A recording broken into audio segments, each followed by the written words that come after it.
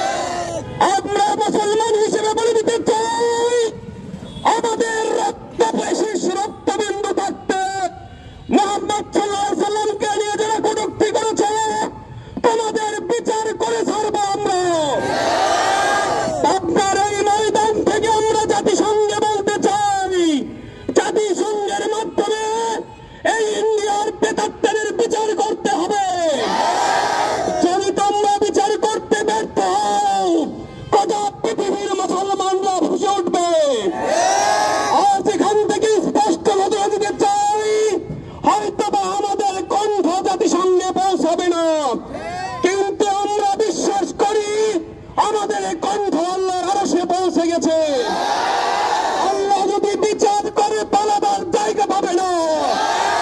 আজকে আমরা এখান থেকে বিচার চাই। যারা আল্লাহর রাসূলকে নিয়ে কটূক্তি করেছে তাদের জীবন্ত হত্যা করতে হবে। এভাবে যদি বাংলার জমিনে কেউ আল্লাহ রাসূলকে নিয়ে কটূক্তি করে আমরা মুসলমান ছেড়ে দেব না। পবিত্র এবং বিজেপি নেতা উগ্রবাদী নেতাদের আমাদের বিশ্বনবী, তাদের নবী নয়নের নবী, তাদের আদর্শ, তাদের শানের প্রতি আঘাত এনেছে।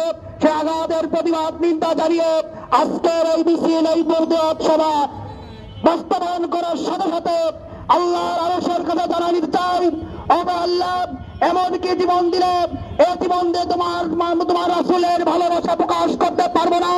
এই জীবন দিতে 1000 জীবন দাও, ওই জীবনের টাকার বিনিময় বলতে চাই তোমার রাসূলকে কতটা ভালোবাসি। আমরা হিন্দুবাদী সেই উগ্রবাদী নেতাদেরকে বলতে চাই, তোমরা পারমাণবিক অস্ত্র, বিষধারী অস্ত্র তোমরা ভয় দেখাও, তোমাদের বুলেট বোমার সামনে আমাদের শাহাদা, আমাদের জান্নাতকে দেখতে পায়। সুতরাং মুসলমান জাতি কখনো মৃত্যুর পরোয়া করে না। মুসলমান জাতির নাম তাকবীর স্লোগান দিয়ে সামনে দিকে আগায়, পিছনে আগায় না।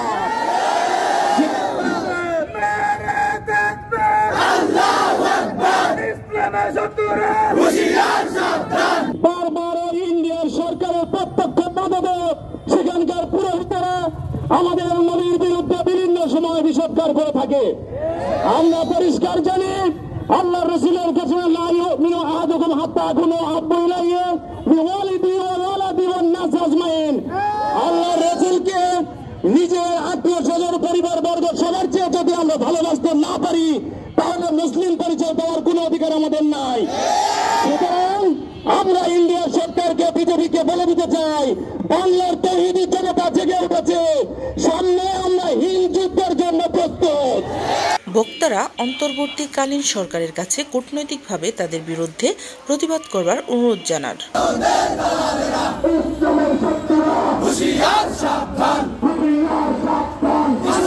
Desk report, CNN News 24।